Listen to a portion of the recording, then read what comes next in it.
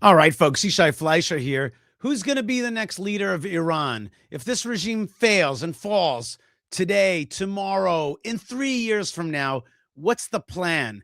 Is this going to be another Iraq where basically there was no serious plan in place and the place fell apart and there was fighting and the power vacuum in Iran swooped in and took over, and really, like, we got rid of Saddam Hussein, but we brought in the Iranian mullah regime. So that wasn't so great for global stability or for Iraq. Now the thought is, what's going to be in Iran? Is there a vision for the future? Reza Pahlavi is the crown prince, the son of the Shah, and he's been groomed in many ways to become the next leader of Iran, and he's put around him a team and a plan and a vision.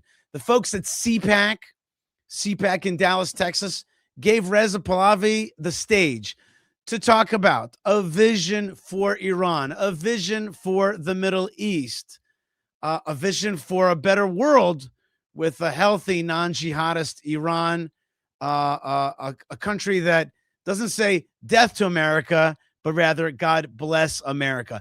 Let's check out this seminal policy speech, keynote speech of Reza Pahlavi at CPAC in Dallas, Texas. It just dropped, and I think we all have to see this thing and hope for indeed a better day.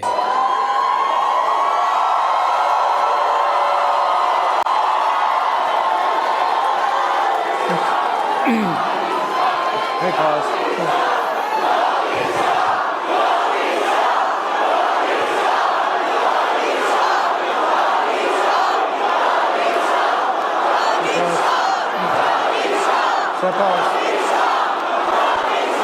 Thank you. Thank you. Thank you. Thank you so much. Thank you. Ladies and gentlemen, good morning.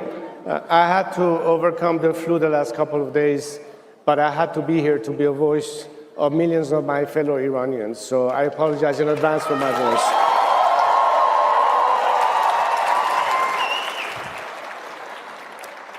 I begin today in the memory of my fallen compatriots, the heroes of my country who have fought, bled, and died not only for their own freedom and for the liberation of Iran from the clutches of an evil, depraved regime that has held us hostage for 47 years, but for the freedom, peace, and security of the world.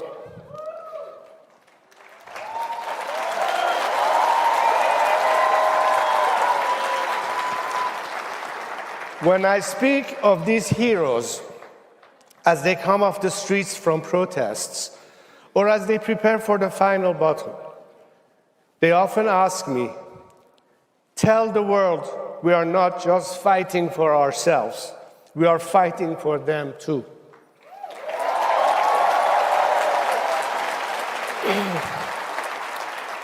So it is in that spirit and in their honor that I ask you to close your eyes for a moment and imagine a free Iran.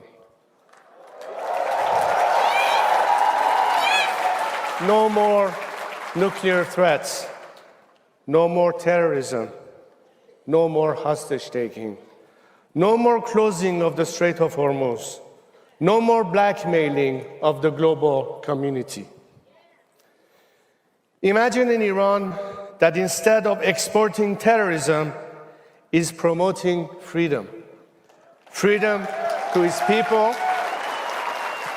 stability to its neighbors, national security and economic opportunity for the United States and the free world.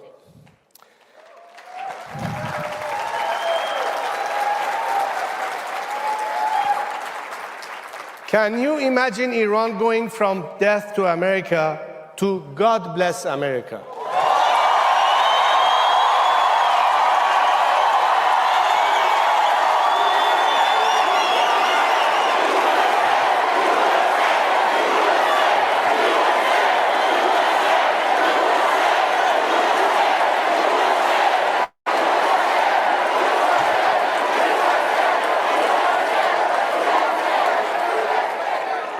Well, I too can, because I have seen the true soul of my people.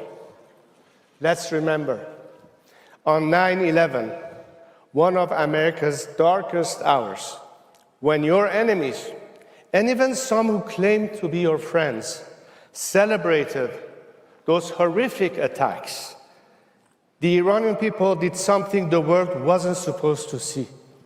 They risked their lives to hold candlelight vigils in the heart of Tehran.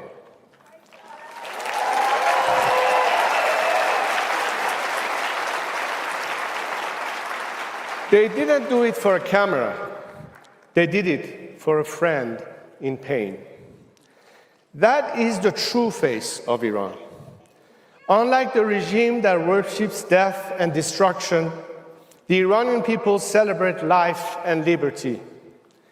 That's why I can imagine an Iran that exports engineers instead of extremists, startups instead of suicide bombers, energy instead of hatred.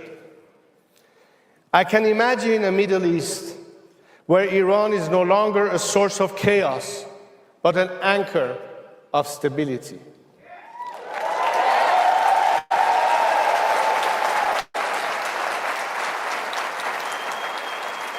An Iran that does not fear its people, doesn't threaten its neighbors, doesn't isolate itself from the world.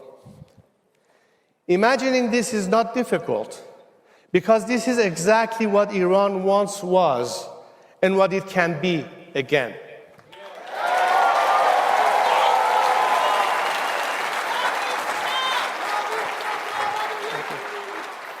When Iran is free, the Middle East changes. When Iran is free, America regains a great friend.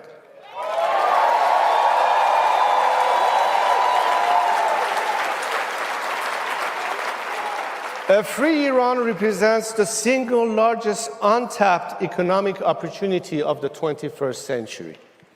A nation of 93 million people, highly educated, entrepreneurial, and pro-West, finally unleashed. Over the next decade alone, a strategic US-Iran partnership could generate more than $1 trillion for the American economy.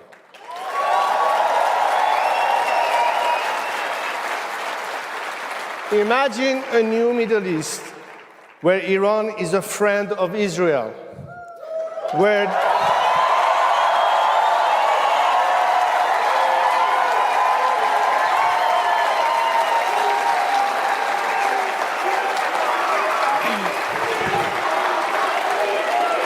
Here I have to pause for a second and just talk about this emotional energy here. Obviously, when he talks about God bless America, you can understand why people at CPAC, a conservative PAC Alliance conference, would get excited.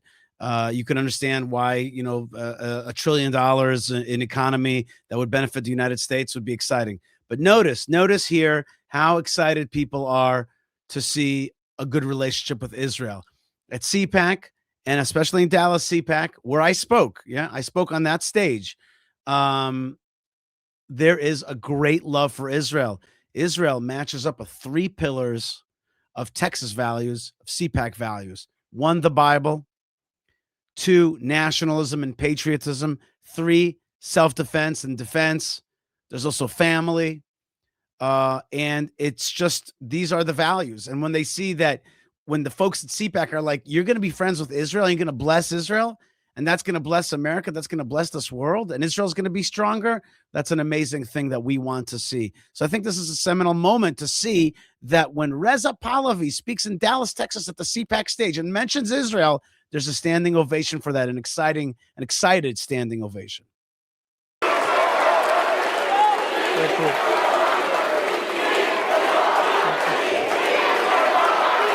Thank you. Thank you. Thank you. Thank you. Thank you. Thank you. Thank you so much. where the Abraham Accords are extended into the Cyrus Accord. Named for Cyrus the Great, the Iranian king who issued the first Charter of Human Rights and whose vision of religious tolerance inspired Thomas Jefferson. Today, the Islamic Republic tramples upon Iran's millennia-old legacy of tolerance for religious minorities and wages war on them. In a country with the fastest rate of growth of Christianity in the world, the regime,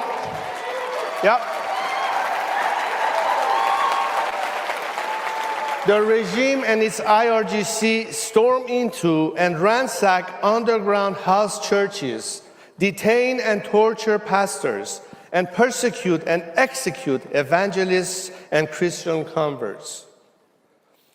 This is the Islamic Republic, not the true Iran, not the vision we have for the future. Under this vision, Iran, the United States, Israel, and our Arab neighbors are bound together in peace and prosperity rather than conflict and terror.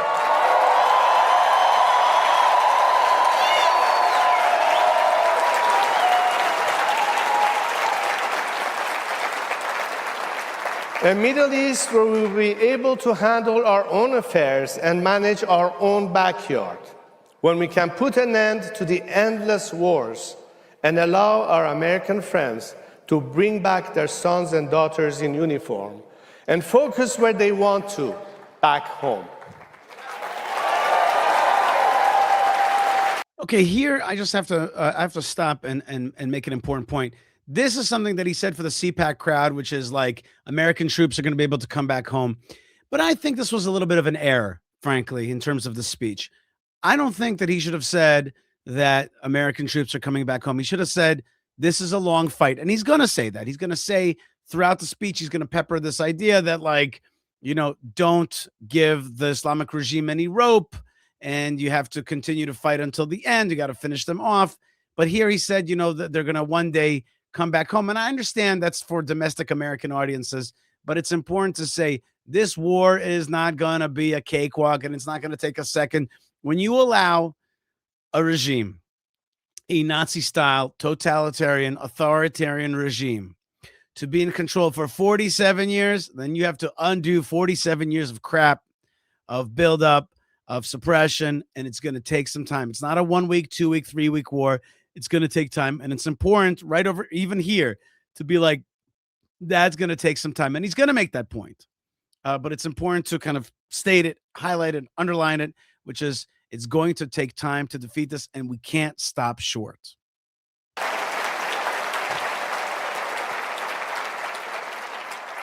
A free Iran is not a fantasy.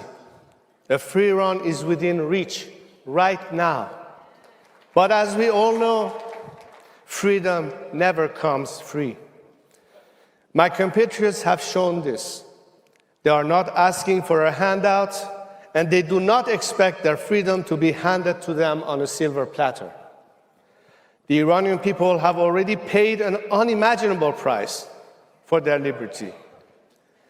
In January of this year, I called on my compatriots to go out and protest against a regime that has oppressed them for 47 years.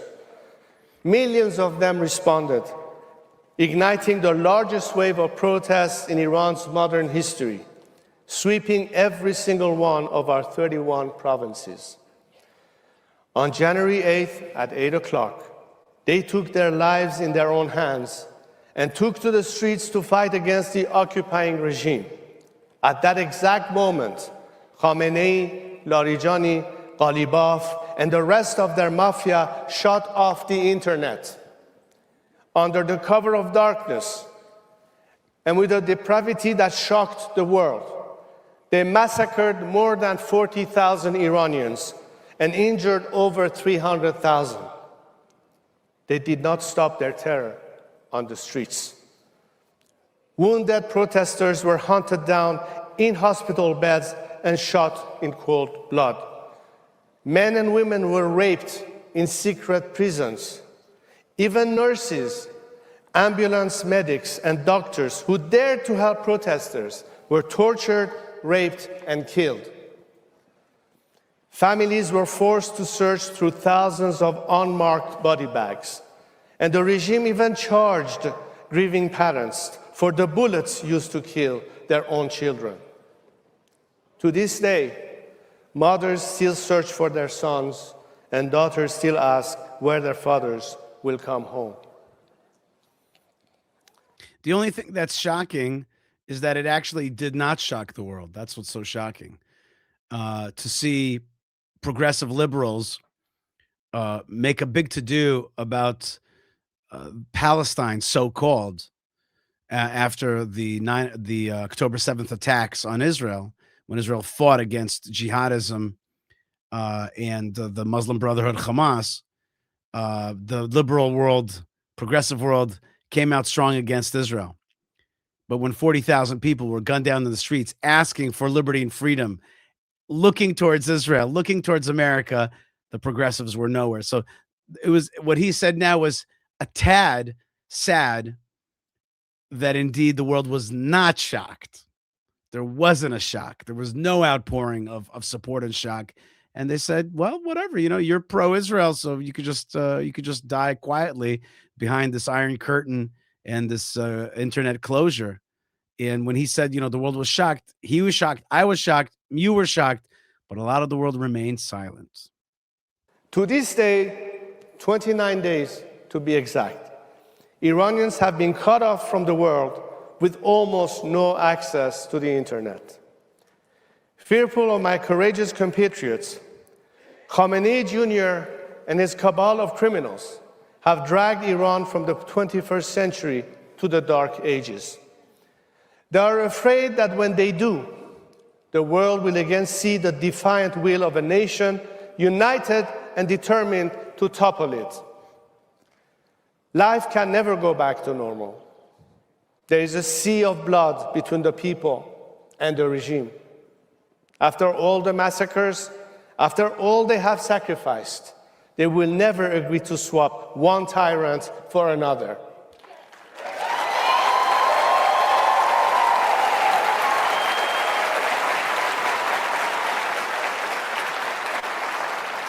And another anti-American tyrant will not serve American interests either. The only thing that the remnants of this regime can be relied on to do is to buy time, to cheat, and to steal. They will never be honest or true partners for peace. President Trump was right when he said, we don't want to come back every 2 years. But if a faction of the regime is left in power, that is exactly what will happen. It will buy time. It will pretend to negotiate. And then it will return to its old jihadist ways of threatening America, its security, and its interests.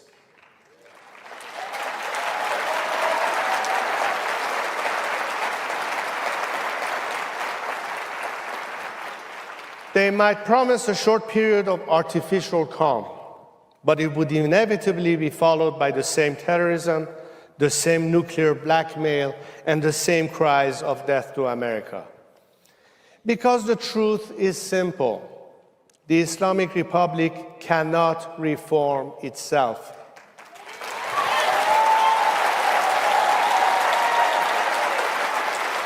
You cannot reform a snake. Venom is in its DNA.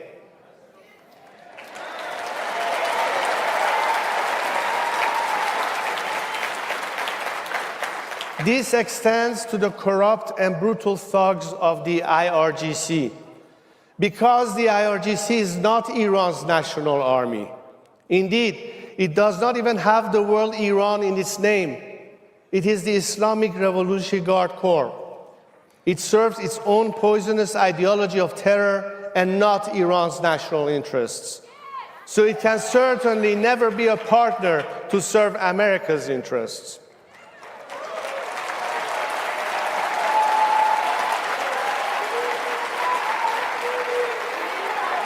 Thank you. Thank you. Thank you so much. Thank you. Reza Pahlavi goes on to talk about, again, to make the point that you cannot let these folks stay in power. If you let them stay in power, they will once again come back and do the same thing. They've got to be wiped out. And America and Israel needs to have a deep breath, take a deep breath, and have the long vision for a war until this regime is flipped, is thrown off, is destroyed, is no longer a danger to its people, no longer armed, no longer able to kill people, no longer able to abuse them, to rule them, to suppress them. And then he goes on to say that he is ready to be that intermediary, that intermediary stage between, if the people want a republic or a monarchy, they're going to need something in the middle, somebody trustworthy, a face that's trustworthy, that's going to bring together all the ethnicities and help rebuild Iran as a democratic, liberal, freedom nation. And he says that he is ready for the job. So that's Reza Pahlavi at CPAC. That's a big deal that he got up there and got a chance to speak at CPAC. I think he did an amazing job, and it's inspiring. This speech, to me, is like seeing the breaking of the Berlin Wall. It's like a moment in history where you saw Reza Pahlavi be like, no, you can imagine a different Iran. And then you see CPAC, which is very connected to President Trump, giving him that stage, enunciating it to the world and saying, no, it's possible. And of course, here at Yishai Fleisher TV, you know, our job is to talk about Israel, but this has so much impact on Israel, so much impact, because if the jihadism of Iran falls, that means that Lebanon can be cleared of Hezbollah. It means that Gaza can be cleared of Hamas. It means that Yemen can be cleared of the Houthis.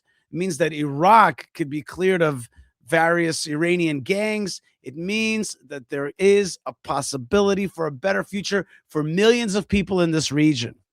Let's remember that 25 centuries ago, Cyrus the king allowed the Jewish people to build a second temple. And maybe, who knows, if Iran, the evil regime of Iran falls and a good regime rises, who knows, maybe that will be also part of the third temple with the era of the third temple that we're living in. I am really moved by this speech. Thank you, CPAC, for that opportunity. I want to give you an opportunity to be a builder.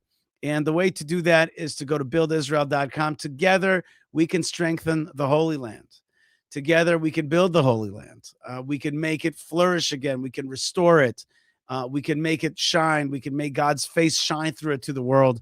And I'm involved in a lot of projects that are real on the ground, and you could be part of it as well. You could be a builder of Israel together with me and together with God above. You could also check out Yishai.tv to continue to connect with all of our content. We're doing a lot of work here, and it's all with heart.